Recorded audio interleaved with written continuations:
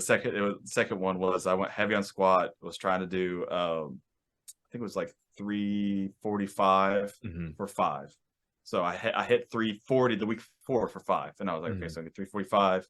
So I go down 1, go to the second rep, go for the third rep, and I couldn't get up. And I had my wife was behind me. I said, you gotta, because she's spotting me, and I said, help.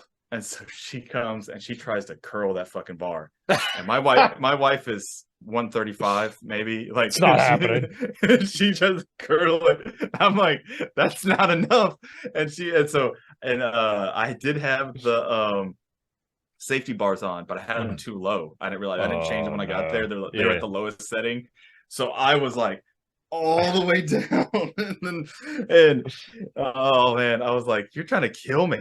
So I was like, you literally trying to kill me there. And I was like, next time with your legs, like you squat the bar with me, because you're not gonna curl 345. No, I'm not fucking curling 345 either. What is up, everybody? My name is Kyle Matovic.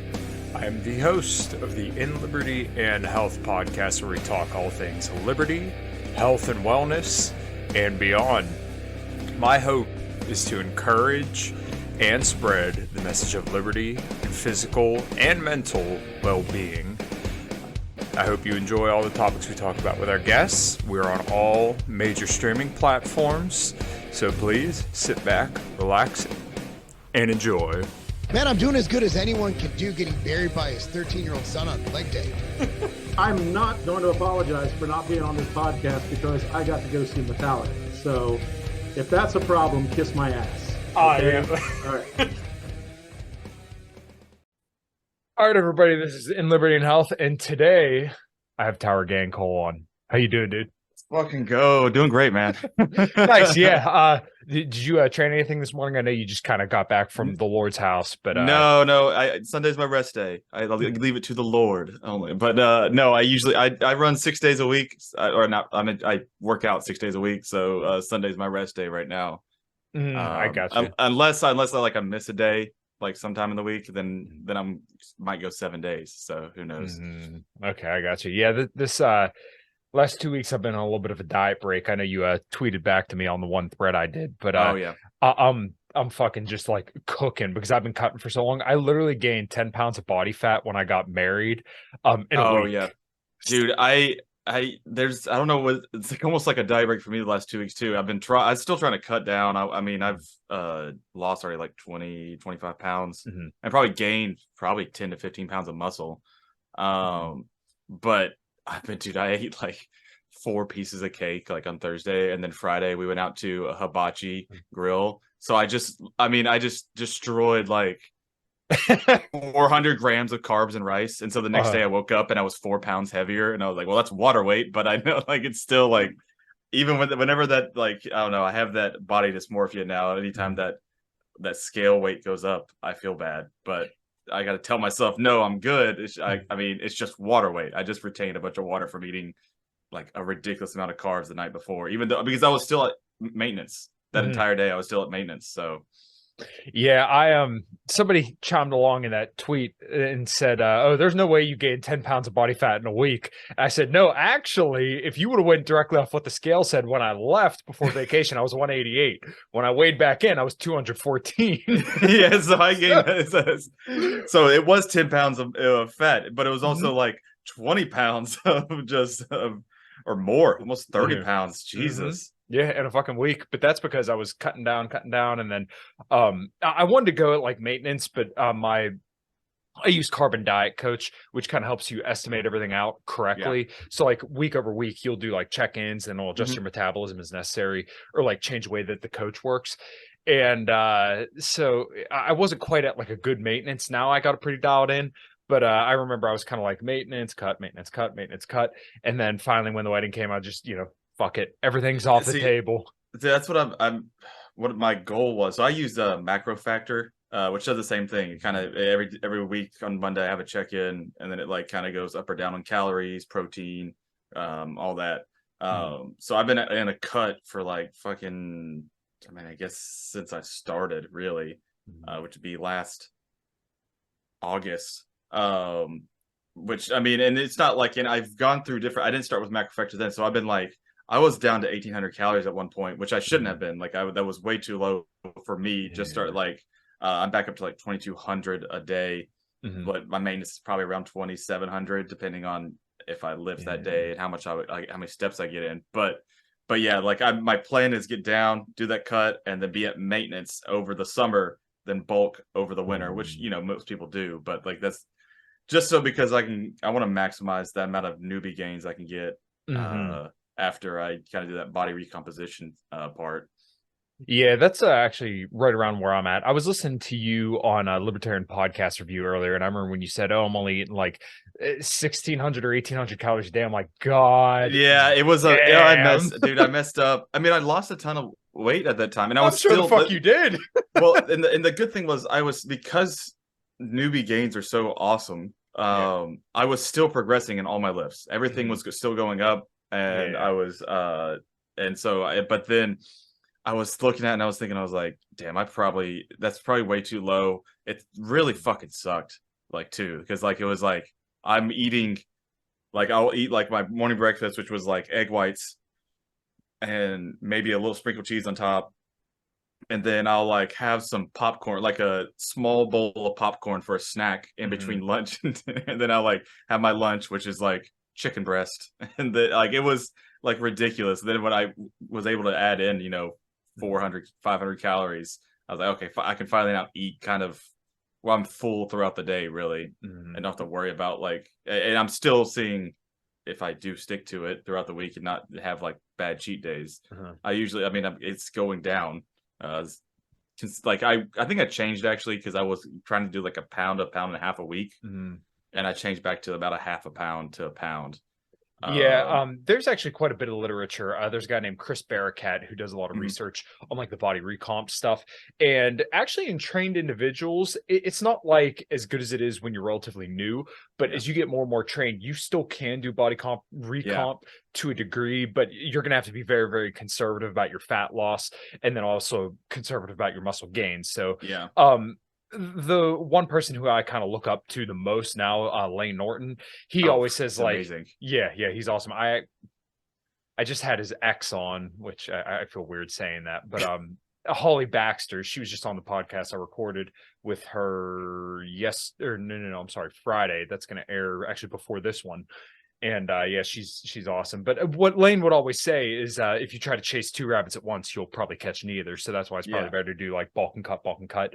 But I don't know. I want to get like to a solid 185. I'm about 6 feet tall. I stay pretty active, usually like without a lot of cardio. I can still probably hit 10,000 steps a day. And I always remember when I come back to maintenance or even do like a slight reverse diet, how nice it is, because I was struggling to do 530 pounds on the deadlift, and then like as soon as I went to maintenance last week, 500 pounds for 3 reps came right up, just like you usually 530 right up. Today, literally this morning, I did 455 pounds for 8 reps. Jesus, I did I was able to hit 395, which I mean the most I've done yet, which I feel like I could have got 2 out of it, was I did 405, which I put that video up, I think. And that was on like a push day. It was just some friends of mine were like over there doing deadlifts and they were maxing out, and I knew I was stronger than these guys. And so I was like doing chest flies, cable chest flies, and I look over and I'm like, I'm gonna hit that. So I just pulled up, like no warm-ups, just pulled it, and I was like, okay, I can probably hit like 420, 425 maybe. But I did 395 for 2 on Thursday morning, which I don't usually do in the morning. And it was a fasted morning. I don't like doing morning workouts or fasted workouts. I like doing it in the evening, where I've been eating throughout the day, so I feel better. But so I was like, okay, cool. That progression is just so important just to see that. Plus, like just for like a mental thing of like, okay, this shit's still working. Like I'm still getting better and progressing, even though like incrementally over weeks. Yeah, so you're how tall are you and how much do you weigh now? I'm 5'8". This morning I weighed 172, but I think around like actually body weight is like it might be down to 169 probably is about where the average is right now, if without eating like ridiculous amounts. So last night I went out and I had like I went to go see a comedy show. Mhm. So I had fish and chips at a English pub, and then I had like 4 Long Island iced teas. So I was, which I know alcohol is not good for gains or whatever, but I mean, I'm not like fucking who's the I was just watching. It's that guy. He's on Instagram. He also has a YouTube. Ah, damn it! But he was like ridiculously shredded all the time. Mhm. And fuck, that's gonna bother me now. I can't remember his name. Mark He, Lobli. Oh god. he's also really into he does a lot of fasting, intermittent Oh, fasting. Thomas DeLauer. DeLauer, that's who I'm thinking That's of. it. Yes, Yeah. yes, Thomas DeLauer, and he was talking about how like I quit alcohol 15 years ago because there's no benefits. I'm like, well, it's fun. Like that's why I like it. Oh, dude, yeah. No, I completely empathize with that because my wife and I went out to a Mexican restaurant. And it's like our favorite Mexican restaurant around here. So like, I was working on my car in the morning. I had some shit to do just to get it back to good because I was kind of letting it go for a little bit. So I was down at my dad's shop, did some work, went to Red Robin. We got watermelon margaritas. We had some Yeah. burgers. Oh yeah, and then we came back home, took a nap, and then went to go to that Mexican restaurant. And I had steak fajitas with shrimp, and I took some of my wife's stuff, and all these fucking peppers that are probably soaked in oil. Oh yeah. Oh my god, it was so delicious. So like I weighed 186 yesterday morning, and I weighed myself this morning, and I was like 189.8. I'm like, yeah, well, some of that's probably like the alcohol and all the Yeah, other shit, it's but like that's all right. exactly. I mean, it's like in that thing of just like in your mind to be like, okay, I know I'm good. Like Mhm. this is it's all like a marathon, not a sprint. So even if I have these little like upticks, usually within the next couple of days, it's way back down if I eat right for the next 2 days, 3 days. Still drink enough water to because I mean, after you drink alcohol, you piss like a racehorse for Oh, like, yeah. and so you have to replenish that water, and then you'll come back. You come back down pretty quickly, which is it's just. And I see my weight trend, and just like it's like this, like up and down, Mhm. but the trend line is still going down. That's all I care about seeing. But Yeah, yeah, I know that feeling of going to eat out and just being like, well, I want my wife's food too, and just like give me some of that. That looks good. Yeah, dude, I was 250 pounds at my very heaviest, and right now, like I said, I'm around like 180, like Was that 185. 250 like you not working out, or is that like I bulked up to 250 for performance reasons, or were you just like a fat No, piece of shit like I was? I would say probably like a fat piece of shit. If I can find a picture, I'll try to do it. But yeah, I like was 250 a couple times in my life, and then I did the carnivore diet for about 2.5 years, lost all the weight, and then I moved over to flexible dieting, and yeah, Would I you maintained the weight loss. would you I guess would you recommend the carnivore diet? I know it's like No, God, no.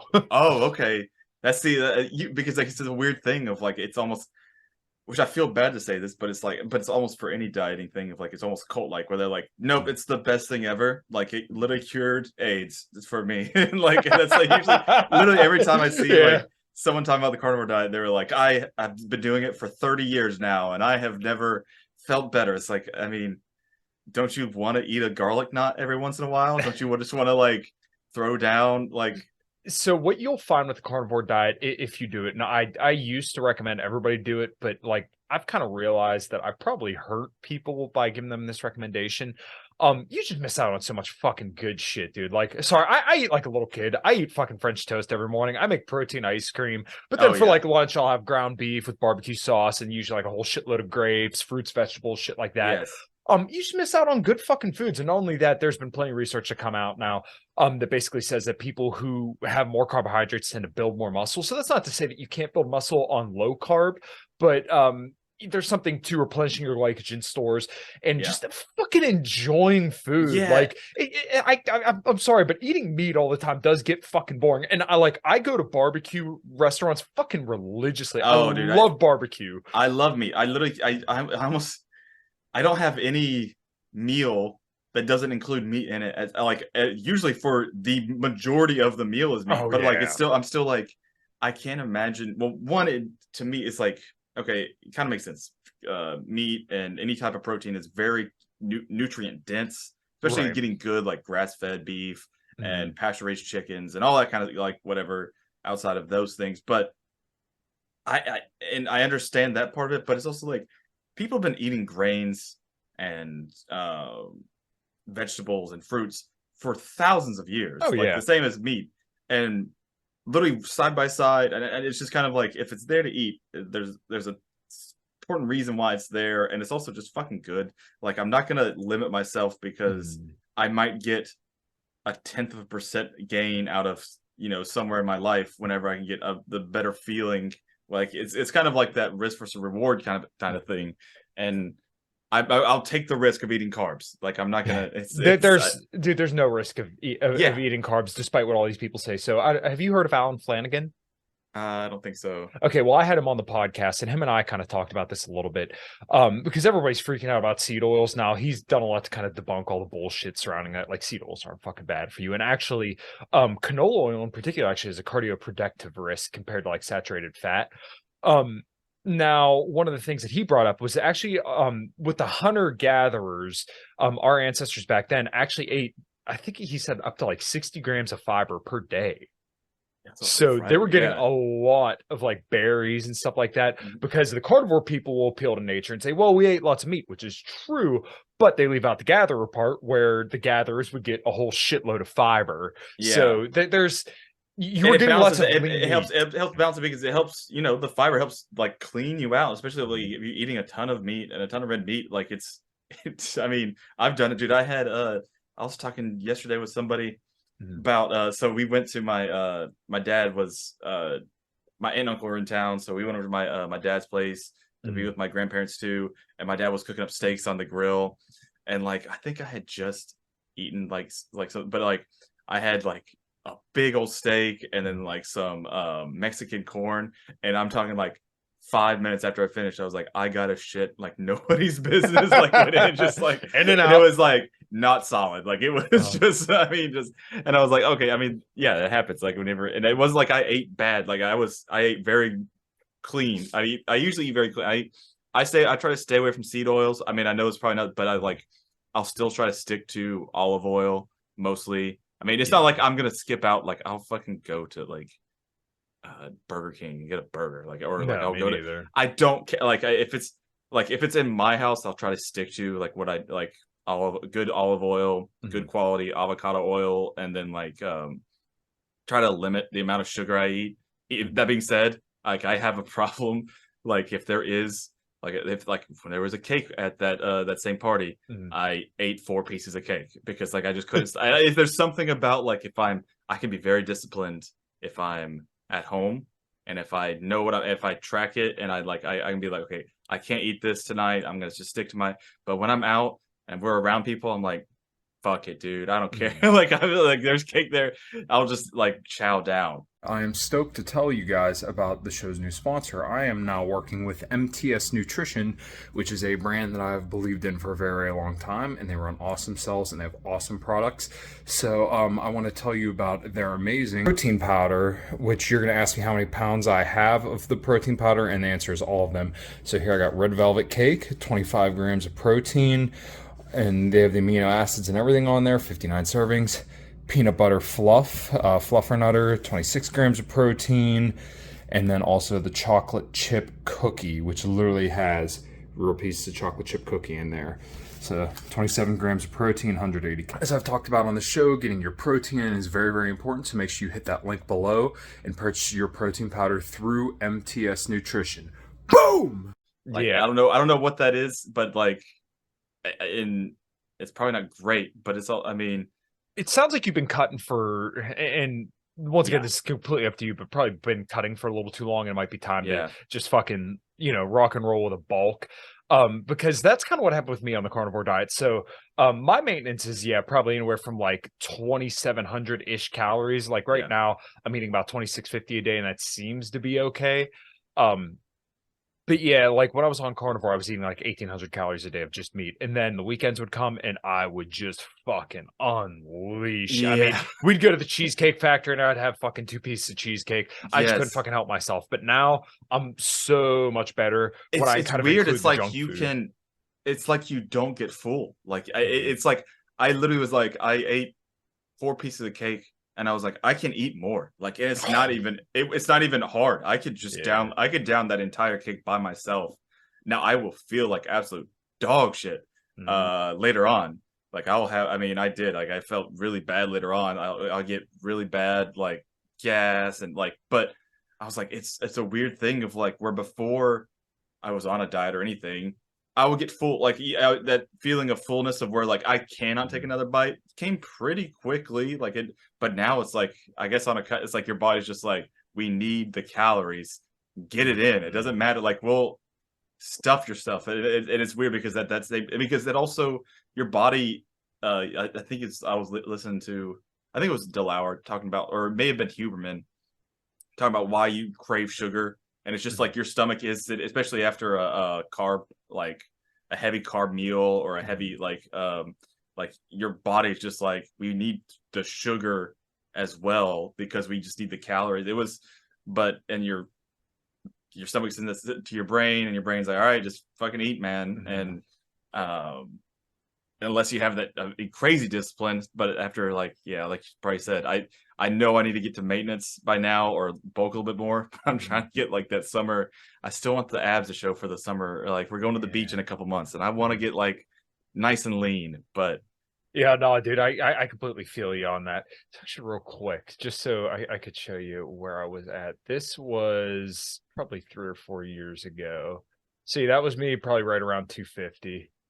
see, but you still look built though. Like your Yeah. arms are like still like. I mean, I get. Were you still were you lifting at that time? Yeah, no, I've always lifted, but Oh, okay, then yeah, okay, yeah. But I mean, so I mean, you looked like a power builder there. Like you just looked like a power. Well, you know what's lifter. funny is right now I'm like way stronger than I was then. Back then I probably couldn't even deadlift 400 pounds. Now 400 is like nothing for me. Like I could. My most amount of reps I ever did at 400 pounds was 12, but I mean I could probably that's like nothing. 400 like flies up for me now. Can't wait to be there. I mean, I don't know if I mean, I guess with my height, usually they say I could probably get some. I bet my squat bench deadlift can get pretty high just with my height and build. I just gotta get. I mean, I've only been doing. I haven't been doing a year yet, and I've gotten up to almost 4. Like I'm actually doing a SBD, kind of like it's not an actual event. I'm not actually going to get it recorded because they do this for my gyms like every couple months. My dad just did one and he got 1,200 pounds, which he was pretty and he's almost 50. And he was pretty excited about that. He just has to work on his deadlift. He doesn't deadlift. He only recently started deadlifting because I told him to. And then he doesn't really squat that much. He's afraid to, but his bench is like ridiculous. Like I think he hit 375, 380. Holy fuck. Yeah. That's fucking monstrous. Yeah, he for his 50th birthday, he wants to hit 400 pounds on the bench. Holy for his 50th birthday. Yeah, bench is like my weakest because I didn't do bench for the longest time. And it was just recently, I would say maybe close to a year ago, I just started benching again. And like my record right now, I haven't gone for like a 1 rep max, but I was able to do 225 for 8 reps for 2 sets. That's good. That's good because my bench was never, it's my lowest. I mean, it's everybody's low, but like it's also lagging behind. Like the progression on my bench is far less than the progression has been on my squat and my deadlift. Yeah, I get what you're saying. Yeah. Like I was struggling because I was doing like 225 for 5. And that's what I was like sitting there and I would hit like 4 and I hit that like 2-3 weeks in a row. And I finally hit 5. So I got up 230, like I went up to 230. And so I think I just hit 235 for 4 this last week. So I'm really hoping by the end of this month, my SBD, we're gonna be doing it with my dad and my brother-in-law, and I'm hoping to get at least over 1,200 because I can the squat and deadlift I can destroy those easily. I think my estimated 1 rep max of those will get me above 850, 900 probably, but it would just be going over to the bench and trying to hit like 250 on it, which is gonna be hard. But yeah, it's something that's been lagging, and I guess it's because I'm the current split I'm on. I only do 1 top set of bench, then I back off for like 2 sets of some Larson press. So like the strength, it's a almost purely hypertrophic split. So and like with the strength is all like just like one heavy set of squats, one heavy set of deadlifts, and one heavy set of bench press every week to kind of get just the minimum amount you need to have strength progression. So if I was to switch over, I could probably make a lot more progress, but I'm more in the bodybuilding stage of my career and wrestling right now. One thing that I found kind of helpful for my squat, my max squat was 365. I really don't go for 1 rep max on squats very much, but that was the most I could recall recently, and I haven't tried it at maintenance. That was when I was cutting. So 365 on squat. I've done a lot of like belt squatting, and I actually think that has really helped my squat and also squat form.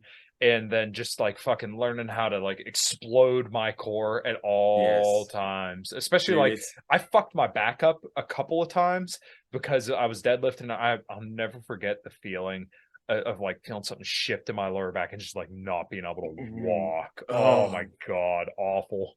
It's crazy because you do see it like, because that was something like from the beginning. I was always like, I'm gonna be really deliberate about having good technique, like from the beginning. Like I was like, I don't really care about ego lifting. Like it doesn't really. Oh, we all say that. I know we all. Yeah, that's true. It's like we're all like at the same time. Like I'm like I did that. I just told you the story about how I was like I saw guys doing 405 and I was like I can do that. So I just like, but like at the same time, it's always like little things that I'm trying to be like think about. Okay, I want my technique to be as good as it can be, and if I can't get this with good technique, I have to go down. I have to be able to be okay with reversing, or like feel like I'm reversing my gains by going back down 10 20 pounds and do it with good form instead of like doing max or doing a PR with not even perfect form, like especially in the 3 big lifts, like with like fucking bicep curls. I mean, I'll cheat, so I don't really care. But like every week I'm always thinking about, okay, how, and I watch a ton of videos about okay how especially deadlifting. I don't know what it is about deadlifting, but like I'm like I need to be a perfect, especially with because I have short femurs. My wife has long femurs, so it's like it's kind of different whenever she's deadlifting. She's like, I can't figure out how to do this part, and I show her and I'm like, but that's different for me because I like your body's different, so I can't really like the cues I'm using may not be the same for you. You have to you have to figure it out and think about and watch it. And like it takes a lot of dedication and research into like my big thing. I think her problem was she leans over the bar. Her shoulders are way far beyond the bar, and so whenever she's lifting, she has to pull it out, and so her lower back is always hurting because from deadlifts. Does she do sumo or just traditional? Me and my wife aren't pussies. So hey, Lane Norton does sumo and he set fucking world records. So I know that's funny. I just love the C bum and versus like Jeff Nippard and Jeff is a big Lane Norton fan as well. Sumo squats for pussies. Which I know it's like it's good. I might try it at some point. There's a power lifter at my gym that he likes doing sumo deadlifts, but he was like, yeah, he's like, I just tried to convention him out this week and he pulled heavier than he did on his sumos. He was like, it was just something about, he's like, I always have trouble with sumos because my the like inside of my leg like rub against my hand, and he's like, it really bothers me every time I do it. And he said it was just kind of freeing whenever I was doing conventional. My hands felt free. I was able to pull it was like, I don't know. He said something about it. He was like, I even use straps, and it was good. So, I mean, I don't hate on sumo. I just think it's funny that the sumo community gets like shit on. Sumo's cheating. Do you lift sumo or are you conventional? I use trap bar right now, actually, which people are going to make fun of me for it. But I don't see why that one seems like it makes sense to me, because like it seems like, okay, you're not as worried about leaning forward, like it's all right there, the neutral grip. The cues they're so much easier. Like for me, basically whenever I line up to it is, I line my hands up, so I put my thumbs to like right the edge of the knurling, and then pull my thumbs in, and then make sure chest out, make sure my back's flat, core real tight, and then pull. It's Yeah, because so much easier. I guess my thing in thinking because I haven't done it, but it would be like making sure it doesn't become a fully squatting motion, because I feel like that would be my issue. Is like I would want it because as a deadlift, until you get above those knees, like that Mhm. bar, then it becomes, that hip thrust to me is like if I was doing like this, I Mhm. would want to just almost just squat the entire thing up rather than actually the deadlift movement with a hip thrust almost at That's the end. more of, like, trying to keep your core engaged and Okay. not try to squat your deadlift like some people kinda tell you to do, and you should get some leg drive no matter what, but Oh yeah, mostly, yeah, yeah. you want it to still be a pulling movement, so, like, when I'll do it typically, especially when I get into the heavier part, I'll, like, kind of lean back or, kind of puff my chest back out and then pull back into it rather and I mean, obviously, my form's always You good, but, you get your lats kind of pulled back and kind of like mhm, pull down those shoulders so it and that chest so it really make sure yeah. you're getting that good lumbar support. Yeah. Yeah. Yeah, so I saw you doing, Romanian deadlifts, and I actually find that those with the trap bar are much, much better. Like, I Really? feel oh, yeah, I feel That's them way something more that in my hamstrings. that's why I sent that video first to a lifting chat I was in, because like I was like I need to make sure my I with the technique on those are good, because I was heavy, like that was too I think it was, like like, 275, I think? I think it was 275, 275, Yeah. 285, which I was like this is getting close to like where I mean like it's not super close, but I mean like that's close to like a just deadlifting. Like if I like, I was like, am I going too heavy? And am I do because I also I wasn't feeling it great in my hamstrings or my glutes, and I Yeah. was like, and am I doing something wrong? And they're like, no, the form looks great. And I'm like, but maybe with the trap bar, I might be able. I also did. I was doing some dumbbells, Mm. um, RDLs before, and Yeah. those really for like high reps for like 20 reps. Mhm. And those did like I could feel it at the end of that, really Mhm. feel it in my hamstrings. So it may be something where I just need to switch over. But as long as the form look good, I guess I'm doing it correctly. Yeah, no, Uh, your form looked good. If you're not feeling it in your hamstrings, I would definitely recommend maybe trying the, trap bar because I know, like, still today, I did them on Thursday, and my hamstrings are still a little bit sore today. And I mean, I will only use at most maybe 200 to 285 for the Romanian deadlifts that I'll typically do anywhere from like 8 to 12 reps. But yeah, I mean, they fucking fry my hamstrings. dude, I only do 4 sets of hamstrings that day.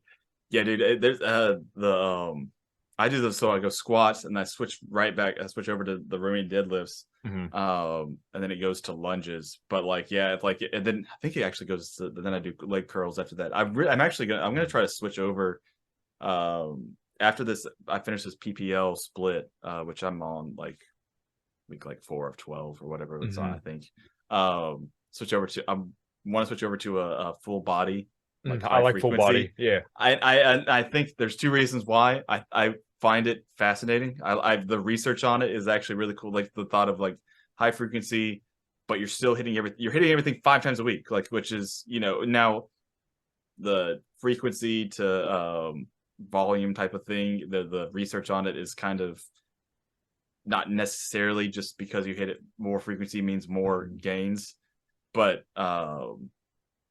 like I also like the like it's only 5 days a week as opposed to 6. I mean, means I Mhm. get another extra rest day, which my wife would enjoy because I also go to but and as well as I can go a lot hard because I find myself on leg days, especially the end of those leg days, especially if you're really pushing it hard, Mhm. that last leg exercise, I can't push as hard as I could. Like where I know like the capacity that my muscles have Yeah. to push weight is not even close to what it should be because Right. I did like I You're mean I you're was already fucking gassed. yeah I'm guessed like my like and it's not like mentally I know I have the fortitude but it's like my legs just give out like and I like the thought of being like okay if I'm just doing two leg exercise a day and maybe one's just calves and the other one's like hamstrings or quads I can really push the shit out of those every day or at least to RP Mhm.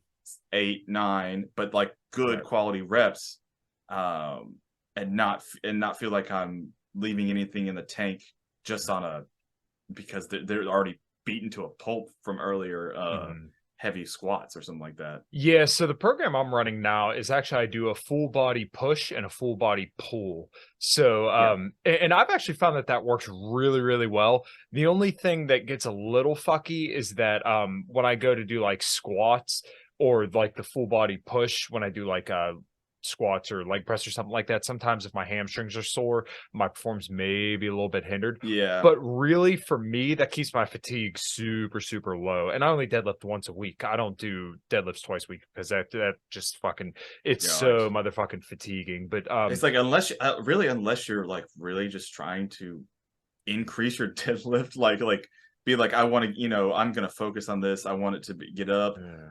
I could imagine deadlifting twice a week. I mean, you'd just be so like, just the fatigue factor, like you said, on that is because it really is like probably the most full body movement you can do. Oh yeah. Are deadlifts, because it gets almost everything involved besides like your chest, but right. everything else. Do you program deloads at all? I do. So okay, they are in. I have one. So it's actually right now I'm running Jeff Nippard's push pull leg program. So after the first, it has 3 blocks. After the first block, there's a deload.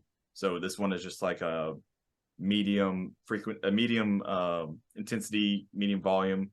The next one is the next block is a heavy. So it basically everything goes down to 3 to 5 reps, really heavy. So there's a deload in between those weeks, and there's a deload on the final. There's on the third block, there's another deload before you can run another program. So always has deloads, which I know, like the research for deloads on like newly trained individuals isn't as important as it is for advanced trainees. Yeah. But I'm still like, I still should probably do it just for joints as well. Just to, I'm gonna have to send you over a couple of podcasts. I did. There's one that's not released yet, the one with Holly. I think her and I kind of talked about that a little bit. And then I just had a researcher on who actually studied under Brad Schoenfeld. yeah. I think you really like that one. It's going to be released on Thursday, but I'll send it over to you once we're done here. And so like, do you, for your deloads, have you ever just thought of being like, I'm just gonna take a week off, like just full, or have you always been like, I'm gonna just go down to, RPE 6 at most, cut volume by 20%, something like that? Like, or so like the way that I did it this most recent time, and I really needed it. Like, I mean, I was like, holy fuck, I don't even want to fucking go to the gym right now. Yeah. I was fucking torched because I was going for quite a few weeks straight and I was cutting, but I mean, I was hitting records. I felt really good there for a little bit. And like the last 2 weeks, I'm like, all right, it is definitely time. So since I'm only going 4 days a week, what I'll do is actually I'll reduce the volume and a little bit of the intensity. So like, make sure I get this right. So I do 6 exercises for like biceps, triceps, shoulders, calves, and then for like hamstrings, I'll do 4 sets in a workout, or glutes 4 sets, and then like quads, chest, back, I do 8 sets per workout. What I will do when I deload is typically I'll move like my chest, quads, and back down to 6 sets, and then like my biceps, triceps, and shoulders, those will go down to like 4 sets. And I'll actually only work out 2 days during that week, right? Oh, okay. Yeah, and then I'll take like 5 days off, and then when I go back into it, just feel fucking fully primed. And the reason why I do this now is because I had Dr. Bill Campbell on, if you know who he is. He's fucking awesome.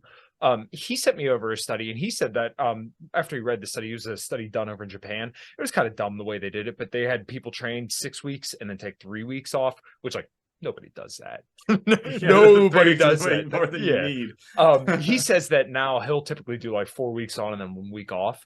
And I mean, he's published over like fucking 200 studies. So I think taking 5 days off, you're gonna be perfectly fine. But yeah, that's usually, I remember that's what that's what the old bodybuilders used to do. They would literally just take a week off. Yep. Like they would just be like, I'm just like not even training, which, I think there is something to that. I think there's also something to like keeping at least some training, just so when you get back in, like, I don't know, there's something about if you do miss a couple days. My problem, because I'm a newly trained, my problem right now is when I do my deload weeks, I have to tell myself this is good, because I feel like I'm not going as hard as I should in the gym, which I like. My brain is telling me you could do like 5-6 more reps, go, like hit it. And like I have to be like, no.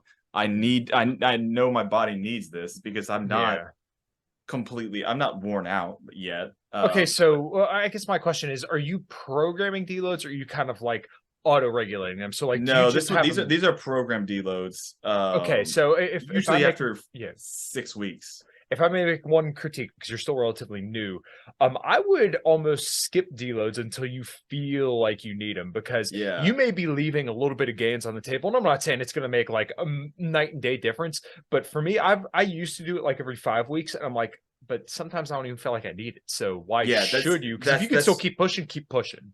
Yeah, see, that's what I was wondering, because I was like, especially because, yeah, like newly trained, I was like, every time I've done a deload, which I've done about 3 or 4 since, I mean, so yeah, about since I started lifting, I'm like, in my mind, I'm like, I can still push this. I'm not tapped out. I still have every motivation to get to the gym, which I know that's a big thing. Like usually, like whenever you do like get really tapped out, you're like, I don't want to go to the gym today, like at all. Like That's like, time for a deload. As soon as you start it's feeling like that, it's time. yeah, and I haven't hit that yet. Outside of like where some days you just don't feel as good, but like like there's been no like don't want to go. There's been no like I have like joint pain isn't there, so that was a big one. Like joint pain has been 0, but so that might be something where I just keep pushing until maybe my really auto regulate, or maybe even just like, okay, second year in now, even though it may not still, but it's been over a year or 2 years of like hard training, should just implement it just to get ahead of it if I need to, kind of thing. Yeah, like I said, I used to program them, and I found that like there were some weeks where I was like, nah, man, I could still rock and roll with it. But yeah, definitely like the diet breaks were really, really big for me. And I remember even posting like the carbon diet group app. Jesus Christ, I fucked that all up. I remember posting the group on Facebook, and I'm like, holy fuck. For everybody cutting out there, make sure you take your diet break week. And Menno Henselman, I think I sent you over that podcast that Menno and Mike Matthews did. And they said, oh, well, it's not like you should just cut the whole way through. But man, like it is very individual, but at the same time, like, holy fuck, is it nice to just be able to sit down and eat like some fucking junk food and not have to worry about just like or even for a while, just like not worry as much about like, because it's also like I said, I think I said this, I was like, it's a psychological kind of mental thing. Oh, of like where you're always thinking about like, what's the calories of this, how much of it can you become very food focused. Yeah, and it's like in a kind of bad way, like where you're like, you're not just enjoying the time you have with family or friends, you're thinking like, okay, but how many calories is this? I can't have that. No, like it kind of takes away from your life in a sense. So I bet that is nice, and I definitely need to do that more, which I already do. I kind of like, if I might not be a diet break, it might just more like a cheat day, but it's definitely good to have those in. One thing I want to ask you, and this is something I just recently started to look into, how much of like I know that you probably seen the knees over toes guy.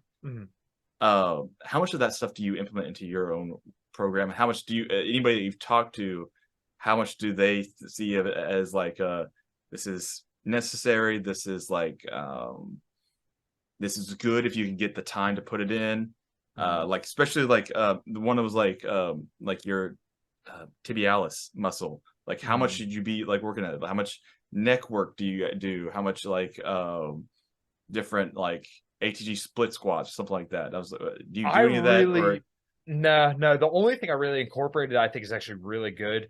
And I mean, I'm just ignorant to a lot of this stuff, and I used to listen to him a little bit, but the slant board stuff, stuff I've found to be very, very useful, because I used to just let the butt wink rip, and I like never realized that I had shitty squat form. I find that once again, the slant board does really help you fucking nail your quads if you need it. That's really about it. I should probably listen to some of his stuff. See, I was just recently getting into it, and I was thinking, I was like, this makes sense, because like we're putting a lot of stress on our knees and our joints and our tendons, and like if we're not directly trying to strengthen those as much as we do our actual muscles themselves, they could become, you have an overdeveloped, underdeveloped thing, which could lead to injuries and like being more flexible and like everyday life is practical, like it's very practical, and which I've already found myself. I was telling my wife this the other day. I was like, whenever you do an RDL, it is a stretch that you're just loading, because I mean that entire thing where you go down, like one of the things you're looking for is to feel a stretch in your hamstrings. Yeah. And I found that I'm a lot more flexible in my hamstrings now than what I was before I started lifting, which conventional wisdom was always like, oh, if you lift, you'll get tight, like everything will start. But I'm a lot more flexible now. But I feel like there's a lot of stuff like neck work. Like I actually did. I messed up. I was doing some rope, like ab curls, like where you have the rope above you. Oh yeah. And I messed up and I did the wrong thing and I like strained my neck. And so for now, like that was like, God, that's like 2.5 months ago or more.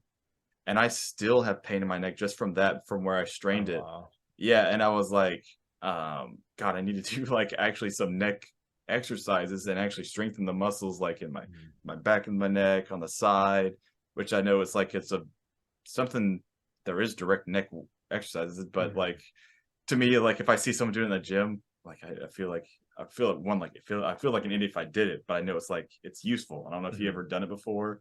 No, so playing music, I headbang a lot, so my Oh neck yeah, is pretty jacked that way.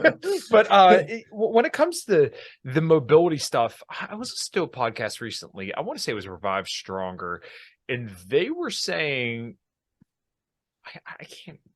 I wish I remembered it, because they were elaborating on a study that actually found if you're training with full range of motion, you actually get similar benefits as to stretching, which I was like, oh, no shit. So I just never skimp on on full range of motion. But yes, I'm actually having a researcher on tomorrow or sometime soon, Milo Wolf, if you've heard of him. He's kind of broken the orthodoxy a little bit, and he's doing research on partial range of motion in the lengthened position. And there's there's something, there's some no, that's all right. There's some research coming out that suggests that may actually be better than full range of motion, which is kind of, once again, completely opposite of what the traditional orthodoxy would kind of talk about. So I'm really interested to talk to him and that's kind actually of see what's something going on. that in these Jeff Different programs I've been doing, that's something that he actually is already kind of implementing a lot of the stretched position of like the muscle, especially like with triceps and biceps. He's done it like a lot of, like he'll implement like preacher curls only in the bottom half, because it's been shown that's in the stretch position, so you only do half the preacher curl up, so you can load it more, so you can have like a heavier weight because you're only doing half reps, but they've shown to have an increase in hypertrophy from that. What's up, everybody? We're going to take a quick break and tell you about the show's sponsors. We are brought to you by LMNT electrolytes. I've been using this stuff for years, and what I've honestly found is that if I didn't have electrolytes before some kind of cardio, and sometimes even before workouts, that my workout performance, or definitely cardio performance, would suffer greatly. Sodium is responsible for every single movement pretty much in your entire body, and let's say you drink a lot of caffeine like I like to do, then maybe it is a good idea, like I do every single morning, put some LMNT chocolate electrolytes there in your coffee to get a little bit more sodium, potassium, and magnesium in your coffee, so that way whatever diuretic effect you get from the caffeine is pretty much diluted by the fact that you put chocolate salt in it. Also, it tastes really, really good. Get some chocolate cream or hazelnut cream or even coconut, and mix that all up. It tastes really, really good. So make sure you go to drinklmnt.com/inlibertyandhealth and pick you up some electrolytes today. All right, guys, thanks. Same as with he actually has it, it's a superset of tricep pushdowns into tricep overhead extensions, and you only do the like the bottom half of the pushdown and the top half, so it's only from here to like there, so just getting that long head of the tricep, just really, I mean, and it like, so you can load the shit out of them, and like, and you can do a lot more, but it's also supposed to be a lot better. So cool that you're having him on, because I've heard about that, and I thought, and to me, it kind of does make sense, because if you think about what the muscle is for, like you're losing a lot of the leverage at the end ranges of some, like on a bicep, whenever, especially on preacher curls, when you're coming up, like all the loading, I mean, all the stress is here to here to here, and now you're losing a lot. I mean, you can even feel it in your bicep, like up there, like it's kind of loses the tension. Yeah, it loses a lot of the tension at the top. So they're saying, well, then just do more of it on the bottom and do those partial reps and stay where that tension is the highest.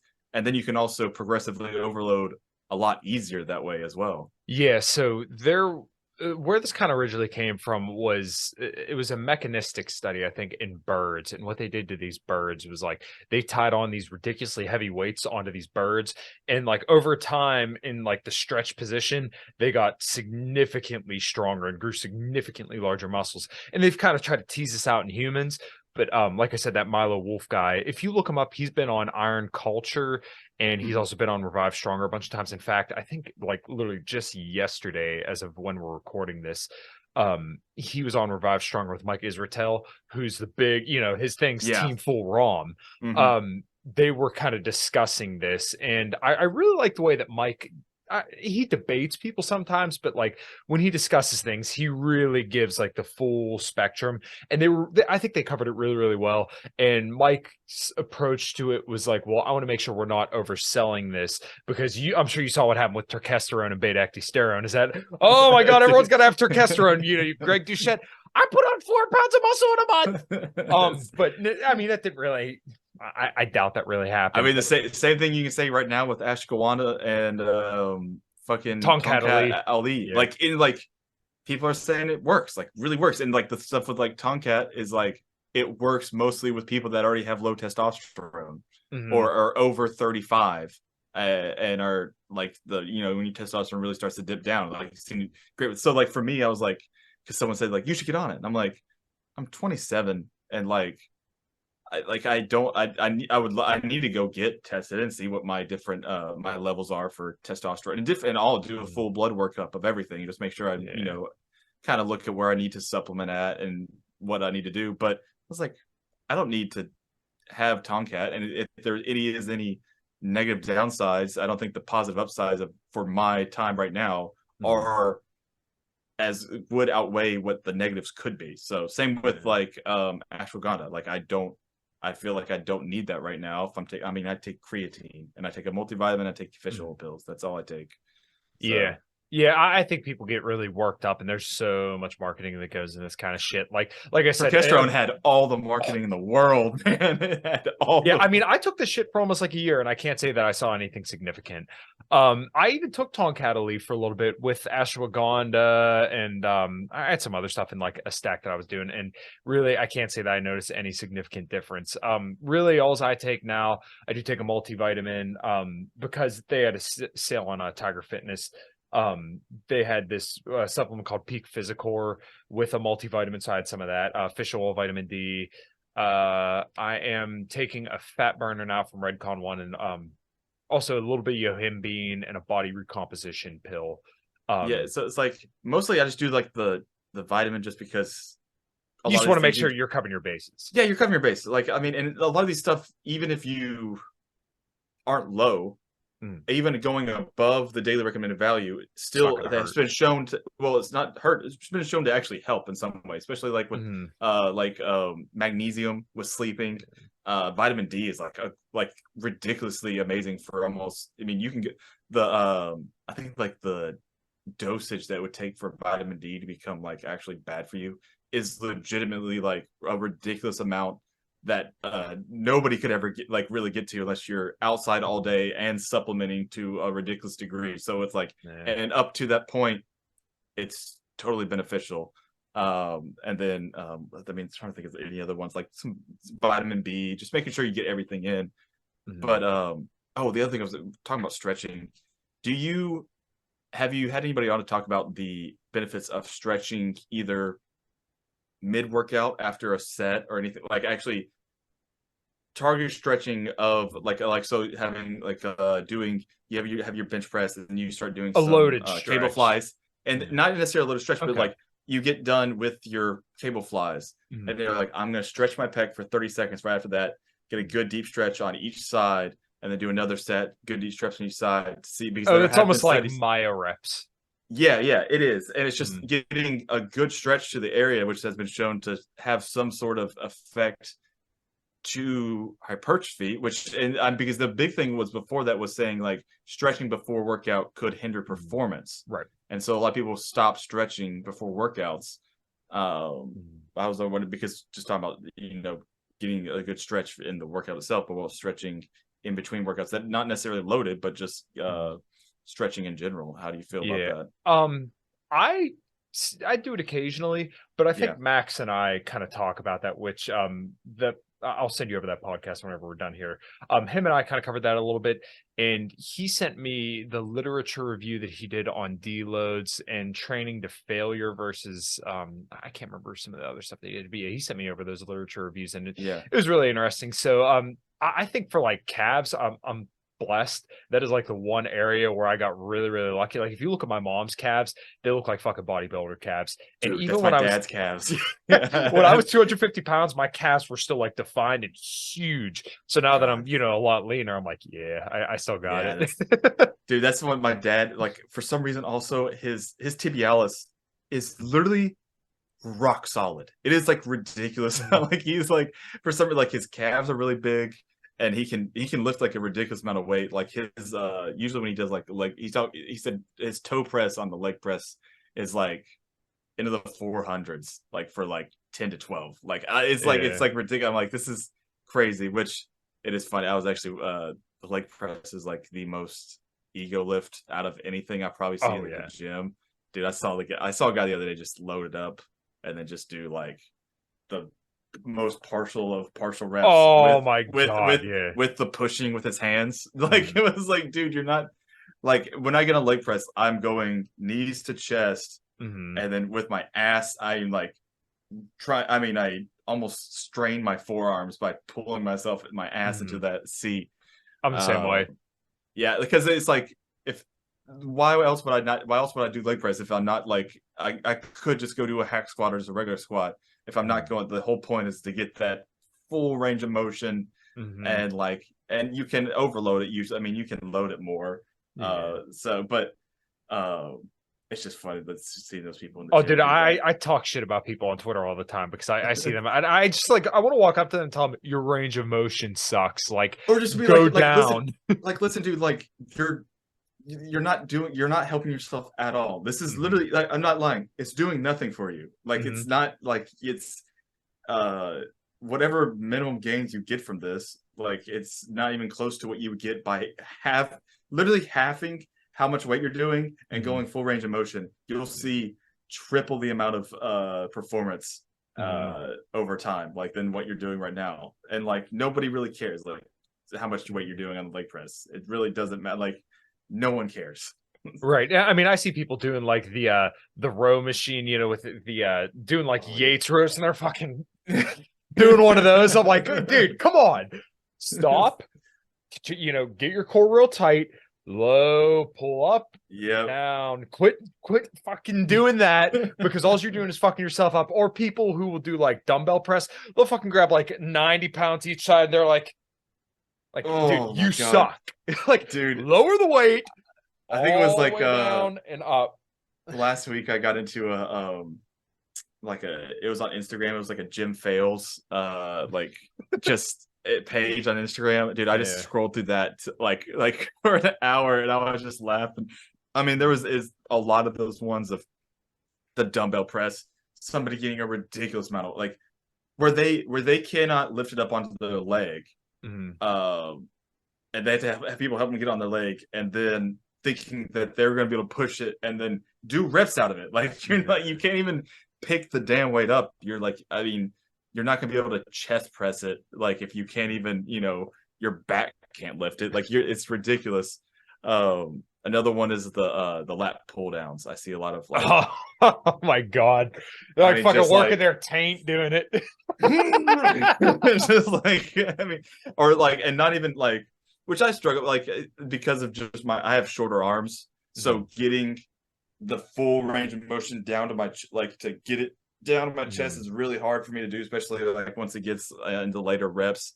But like I still try to get, I have, you know, a little bit of momentum with it, you know, because it's fine, especially to get to failure. But like like seeing people like going crazy heavy, doing, I mean, just like the most they're minimum fucking amount. they're fully fucking ramping up to it. Yeah, And then or just like I their saw entire body is like they're like doing kipping lat pull downs. But there were these kids doing shoulder presses with dumbbells, and I remember like he got it up, and the guy already had his hands underneath his elbows, helping him lift it up. I'm like, just go like 40 pounds later. You're doing like 80 pounds, and you can hardly do one rep. And it's like this, right?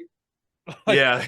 Come it's on. not even like there you come go. on, get down. Like hit that elbow to that side. Yeah. But do you have a problem with like high schoolers in your gym? I don't know what if you have a home gym or you do Yeah, no, I go to it's a local place called Club NBT, and actually the one lady who owns it is actually a bodybuilder for Axe and Sledge, Justine Albert. Yeah, dude, I hate these fucking kids so much, and like I have a pretty good home setup, but like they're like yelling and screaming, ego lifting. Crazy. Yeah, I just like want to beat their asses. I really do. There's a like a pro and con of this thing. One is like it's good to see, like for some reason right now, getting in the gym has become like I feel like it's bigger than ever. Like it's like the cool thing to do is now it's like a cultural thing. It's like you need to go to the gym because it's cool. Like you go there, and which is good. It's getting people to work out, get better, like whatever. At the same time, like when something becomes more popular, that means you get like people that one, they don't know what they're doing, and two, like they're just to be cool, and so like then they just do it like, and God, it becomes like some of these high schoolers, like it's weird, like they'll do like squats like every day, like but like heavy squats. Like there was people I was with my dad at his gym, and he was like there was kids in there, and I think they did like, I mean, it must have been 10 sets of squats, doing 1 rep maxes. You're fucking dead. You'd be torn. Dude, they were doing like 1 rep maxes too, and they would not get it. They would like go down, they would not make it, and then they would go heavier. And I'm like, this is, and like my dad was like, he told me, he was like, they were doing these 2 days ago. He was like the same thing, same guys. And I was like, what? He was like, yeah. He was like, and I was like, God, and they all got the broccoli hair and the fucking chain. And the Gym shark. Yeah, the gym shark. Holy fuck. Yeah, dude. I see kids like that all the time, and they're being obnoxious and making noises, and like I get it, and I'm glad you guys are here doing something, but like please just shut the fuck up and work out. Yeah, no. Please.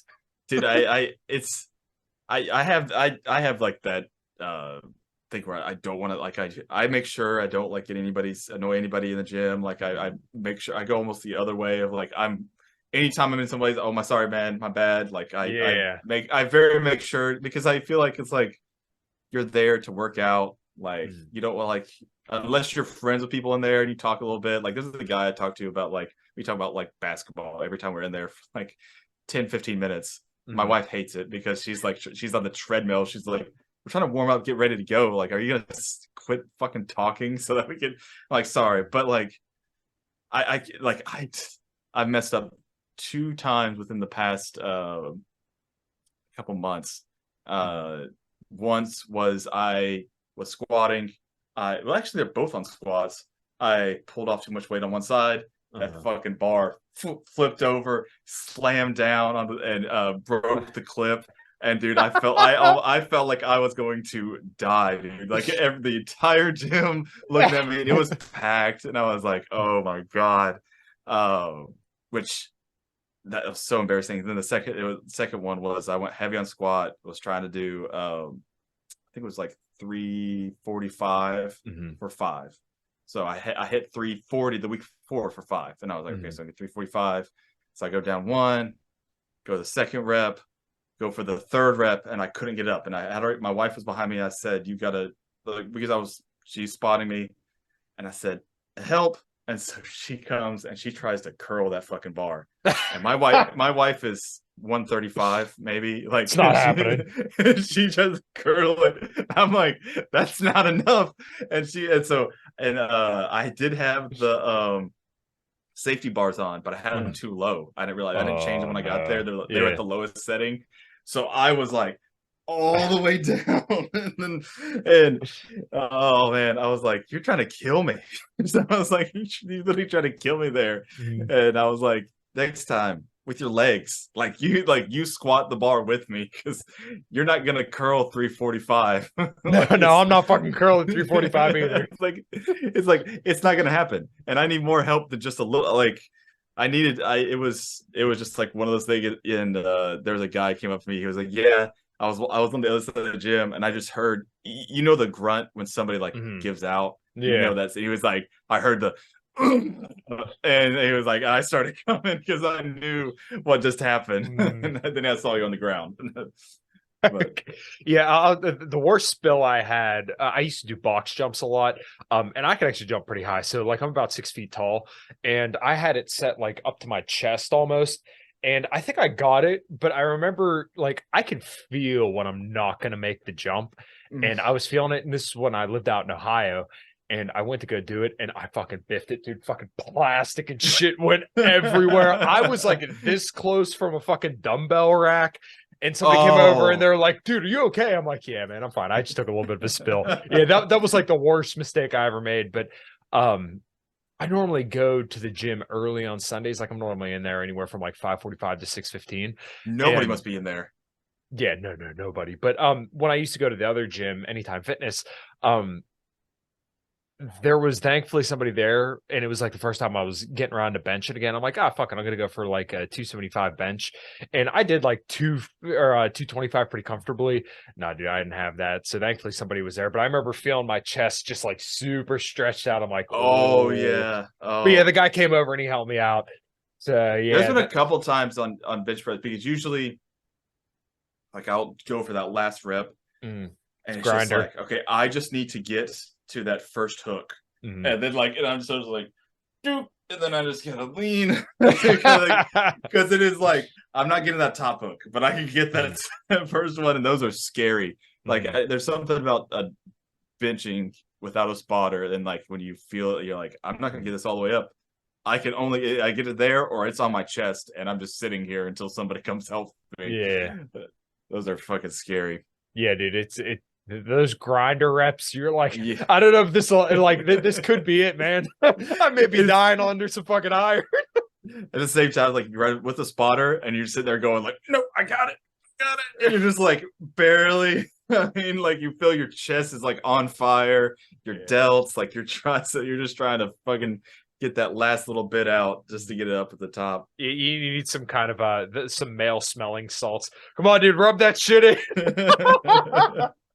Dude, it's already been a fucking hour. I can't believe it. We didn't talk about any fucking libertarian stuff, which I absolutely love. We'll definitely have to do it again. So go ahead and give your plugs.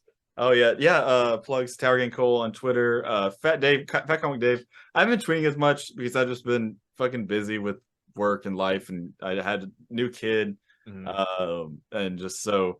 But Tower Gang podcast. I do comedic podcast with some buddies of mine, Jose, Toad, Clint Russell, and Top, Lobster, and Reed Coverdale. We do that every Wednesday, so go check us out there. For sure, man. Well, I'm glad you come hang out on the show, and absolutely, we'll definitely do it again, man. All right, everybody, like, subscribe, share. I should always do that at the beginning of the show, but I absolutely never do. So until next time, everybody, rock and roll and take care. I'll see ya.